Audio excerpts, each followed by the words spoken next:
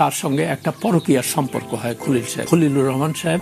আমার মনে আছে উনি 2001 সালে তৎকালীন তত্ত্বাবধায়ক সরকার লতিফুর রহমান সাহেবের প্রাইভেট সেক্রেটারি। এই অক্টোবর মাসের 2 তারিখে তখন ওখানে থাকার অবস্থায় এটা পত্রপত্রিকা আসছে, প্রথম আলো, জনকণ্ঠ, সব পত্রিকা আসছিল।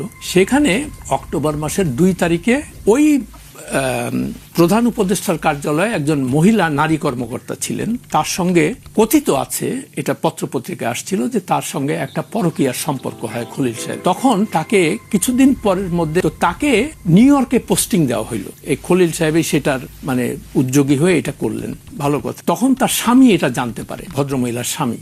তার একটা প্রতিবন্ধী মেয়ে ছিল আর একটা বাচ্চা, 2টা। তো স্বামী অবভিয়াসলি বলছে যে তুমি তো এইভাবে হঠাৎ করে সবাইকে ফেলে তুমি নিউ ইয়র্কে চলে যাবে, এটা কেমন কথা, আমাদের তো সবকিছু। তো এটা নিয়ে তাদের মধ্যে প্রচন্ড ঝগড়াঝাটি হয়। এক পর্যায়ে অক্টোবর মাসের 2 তারিখে রাত 11টার সময় এরকম ঝগড়া চরম পর্যায়ে গেলে সেই তার স্বামী তাকে গুলি করার পরে সে মারা যায়, এবং তারপরে ওই স্বামী নিজে সুইসাইড করে, মার্ডার সুইসাইড।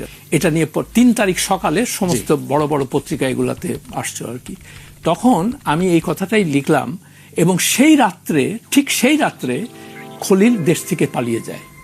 তখনও কিন্তু মানে হ্যান্ড ওভার হয় নাই খালেদা জিয়ার কাছে ক্ষমতা, 1 সপ্তাহ আগেই সে চলে গেল দেশ থেকে।